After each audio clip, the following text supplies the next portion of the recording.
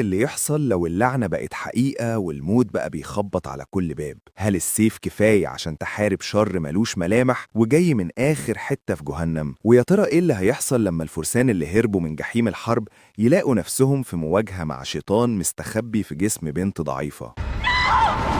الحكاية بتبدأ سنة 1235 في مدينة مسيحية، والناس كلها متجمعة عند كوبري لمتابعة محاكمة 3 ستات بتهمة السحر الأسود وعبادة الشيطان. الوقت ده كان صعب جدا، وكانت الستات بتتعرض للعقاب بمجرد الشك أو الاتهام. العساكر لفوا الحبال حوالين رقبتهم، ووقف كاهن ماسك كتاب قديم وقال لهم لو اعترفتوا بذنوبكم أرواحكم هتتعمد ويتغفر لكم. واحدة منهم كانت بتصرخ وبتبكي بحرقة، واعترفت بالفعل إنها عبدت الشيطان وعملت سحر أسود عشان تنقذ حياتها. التانية دفعت عن نفسها وقالت أنا كنت بعمل أدوية وأعشاب بس، عمري ما مارست السحر. أما التالتة فما كانش في قلبها نقطة خوف واحدة. بصت للكاهن بحدة وقالت له بتحدي أنت هتتحرق في نار جهنم. وبعدها ال3 ستات اتشنقوا وجثثهم اترمت في المية. الناس بدأت تمشي، بس الكاهن صمم يطلع الجثث بيه عشان يطهر أرواحهم بالصلوات من كتابه القديم. العساكر ردوا عليه بتريقة وقالوا له هم خلاص ماتوا مش هيرجعوا تاني، وسابوه ومشوا. الكاهن كان عارف ان في لعنة ونزل بالليل لوحده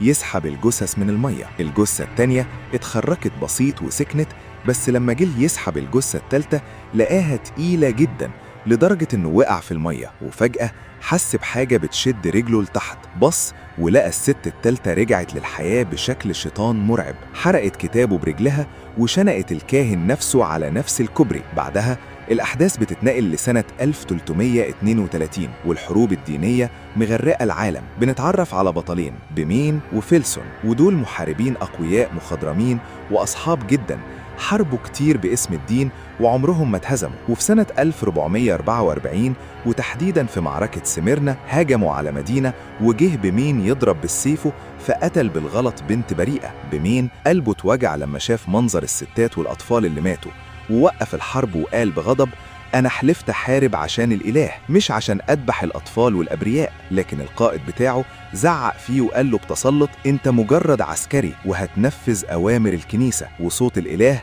هو اللي بيرن في وداني. بيمين مسكتش ورد عليه بحدة يمكن الصوت اللي بتسمعه ده ما يكونش صوت الإله. بيمين وفيلسون خدوا قرار إنهم يسيبوا وحدة الكنيسة ويمشوا. القائد هددهم وقال لهم ما ينفعش تمشوا كده، لازم توفوا بقسمكم.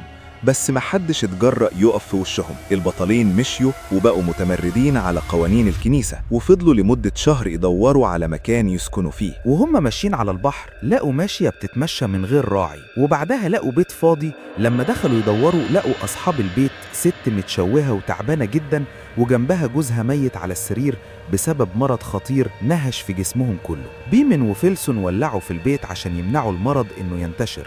وفي الطريق فيلسون سأل صاحبه بحزن احنا ياما شفنا، بس الواحد يعمل ايه عشان يهرب من موتة زي دي؟ كملوا مشي لحد ما لقوا مدينة كبيرة. فيلسون خاف وقال ممكن نتقفش بلاش ندخل، بس بيمن صمم وقال احنا محتاجين أكل وخيل عشان نكمل سفرنا. أول ما دخلوا شافوا مناظر تقطع القلب، الجثث مرمية في الشوارع والناس بتصرخ وبتطلب المغفرة من ربنا، وفي ناس كانت بتأذي نفسها من اليأس. فيلسون سأل بدخشة ايه الجنون ده؟ فواحد رد عليه ده الطاعون يا بني، مرض ملوش علاج بقاله 3 سنين بيحصد في الأرواح، مموت 3/4 الناس. وهم بيشتروا خيل واحد لمح سيف بيمن وعرف ان ده سيف فرسان.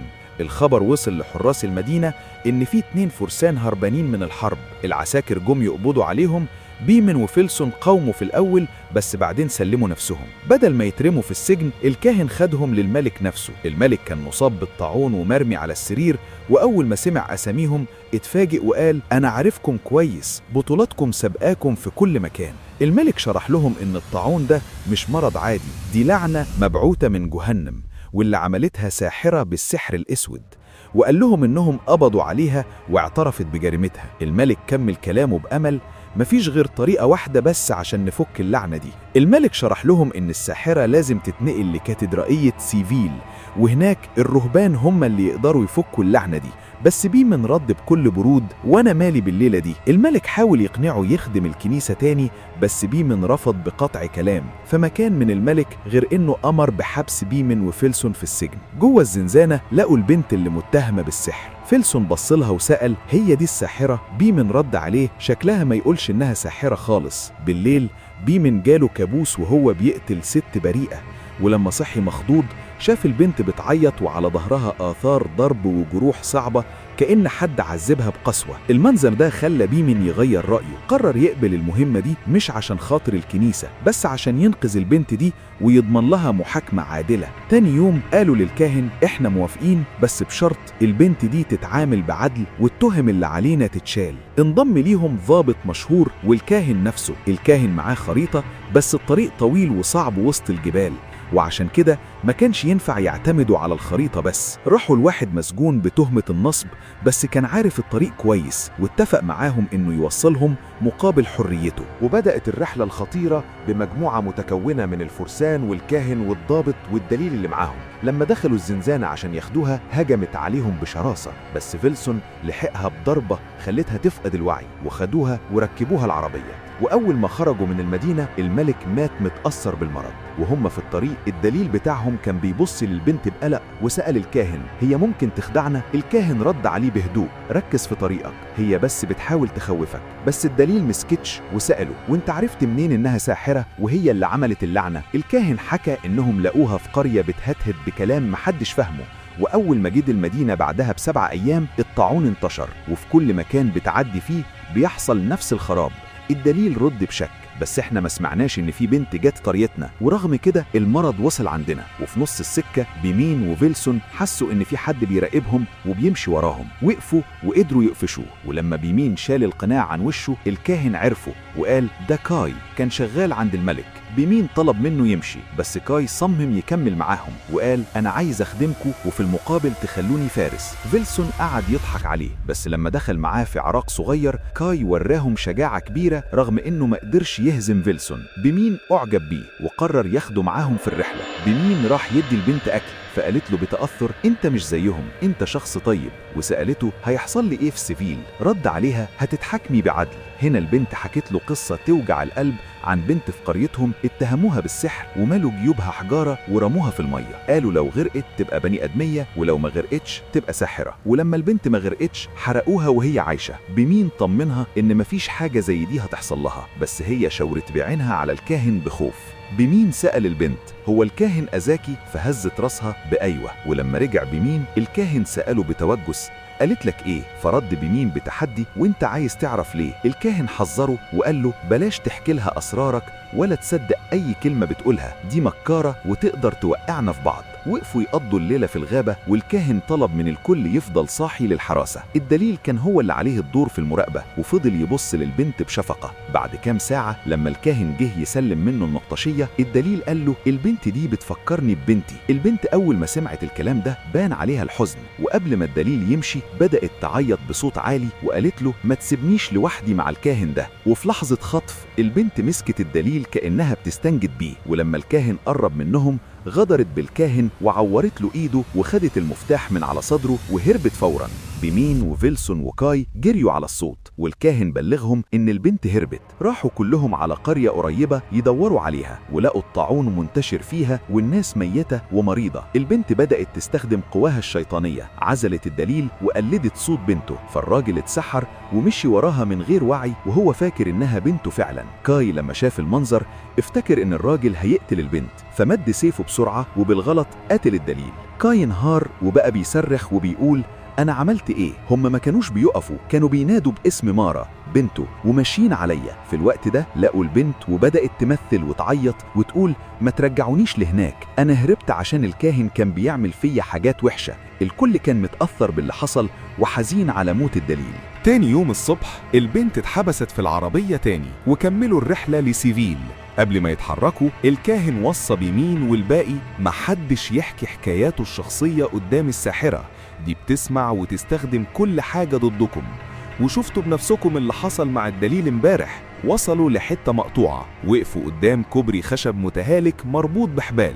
واحد منهم قال إنه جه المكان ده من سنين طويلة والكوبري كان حالته كويسة، بس دلوقتي بقى ضعيف جدا والمرور من عليه يخوف، خصوصا بالعربية التقيلة دي. رغم كده خدوا المخاطرة وقرروا يعدوا، وبدأوا يحركوا العربية بالراحة وهي متأمنة بالحبال.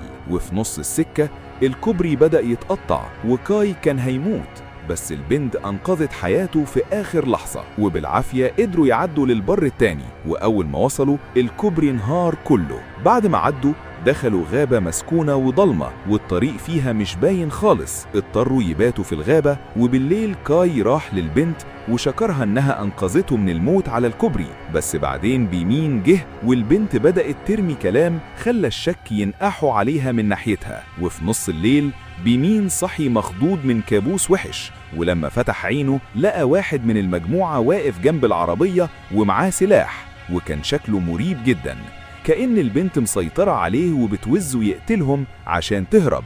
فيلسون اتدخل بسرعة وشد السلاح من ايده. في اللحظة دي البنت كانت بتسمعهم، وفجأة بدأت تطلع أصوات زي عوائد ديابة، وقبل ما حد يفهم فيه ايه هجمت عليهم ديابة مسعورة من كل حتة. بدأوا يحاربوا الديابة بكل قوتهم، بس لقوا ان الديابة بتكتر بشكل مش طبيعي، فقرروا يهربوا بحياتهم.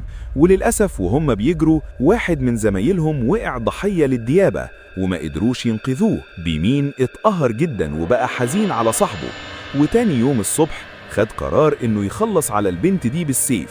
بس الكاهن وقف في وشه وقال له مش هسمح لك تلمسها، فبيمين زقه بعيد بعصبية. في اللحظة دي فيلسون اتدخل وهدى بيمين وقال له ان المكان اللي رايحين له بقى قريب جدا. بيمين هدي شوية وغير رأيه وقرر يكمل المشوار للكاتدرائية. في السكة فيلسون قعد يحلم باليوم اللي يخلصوا فيه المهمة دي ويرجعوا للمكان اللي اتولدوا فيه.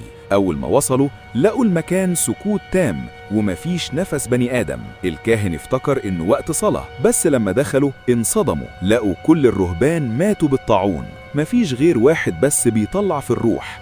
شاور لهم على كتاب الصلوات القديم ومات. الكاهن بقى هو الوحيد اللي فاضل، خد الكتاب وبدأ يقرأ تعاويذ على البنت، وهنا ظهر السر المرعب. البنت بدأت تواجههم بماضيهم الملوث بالدم، وقالت لبيمين إنه بيحاول ينقذ بنت بريئة بس عشان يداري على ذنوبه ويهرب من نار جهنم. وقالت كلمة تهز الجبال: الناس اللي ماتت في حروبكم باسم الدين أكتر من اللي ماتوا بالطاعون. الكاهن فهم فورا إن دي مش مجرد ساحرة، ده شيطان لابس جسم البنت، وبدأ يعمل طقوس إخراج الشيطان. الشيطان بدأ يكشف عن وشه الحقيقي، وبقوته حرق قضبان القفص وطار جوه الكاتدرائية. هنا الكل فهم الخطة اللعينة. الشيطان كان عايزهم أصلا يجيبوه لهنا في سيفيل، وعشان كده صفى الدليل والباقي لما وقفوا في طريقه. الرهبان كانوا بيقضوا سنين عمرهم بينسخوا الكتاب ده لأنه السلاح الوحيد اللي يقدر يقضي على الشيطان، والنسخة اللي في إيد الكاهن دلوقتي هي آخر نسخة في العالم. بيمين بص للكاهن وقال له: المعركة دي معركتك لوحدك. فيلسون سأل بحيرة: احنا كده بنحارب الشيطان ولا بننقذ البنت؟ فرد عليه بيمين: الاتنين مع بعض. أول ما دخلوا الكاتدرائية الشيطان ظهر لهم بكل جبروته. بيمين أمر الكاهن يبدأ صلواته، بس الشيطان بدأ يستخدم سحره ويطير كل حاجة في الجو عشان يوقفهم. في لحظة تقشعر ليها الأبدان، جثث الرهبان الميتين اختفت وفجأة رجعت للحياة بس بقوة شيطانية مرعبة. بقوا عبيد للشيطان وهجموا على الكل بشراسة. الكاهن فضل صامد وبيقرأ من الكتاب بكل قوته، بس الشيطان غدر بيه وقتله والكتاب وقع على الأرض. فيلسون مسكتش ودخل في معركة انتحارية مع الشيطان، بس المارد اللعين حرقه بالنار. في الوقت ده كاي لحق الكتاب وبدأ يكمل الصلوات والتعويذ. أول ما الشيطان قرب منه عشان يصفيه بيمين هجم زي الأسد وثبت جناحات الشيطان في الحيطة بكل جبروت. الشيطان استخدم كل سحره عشان يموت بيمين، بس بيمين فضل ماسك فيه ومستحمل الوجع لحد ما كاي خلص آخر كلمة في التعويذة. وفي لحظة خاطفة انفجرت قوة نورانية رجعت الشيطان لقاع جهنم، والبنت البريئة رجعت لشكلها الطبيعي بعد ما انتهت اللعنة. للأسف محدش طلع عايش من الملحمة دي غير كاي والبنت بس، والباقي كلهم ضحوا بحياتهم. كاي والبنت دفنوا الجميع باحترام، والبنت شكرت بيمين واصحابه الأبطال على تضحيتهم اللي أنقذتها من الظلام. وفي الآخر مشي وهم عندهم أمل جديد في الحياة، وتوتة توتة خلصت الحدوتة. التضحية الحقيقية هي إنك تواجه شياطينك وتحارب الشر حتى لو التمن حياتك. وأخيرا لو الفيلم عجبكم ما تنسوش تقولوا رأيكم في التعليقات وتعملوا لايك واشتراك عشان تتابعوا كل جديد معانا. شكرا على المشاهدة.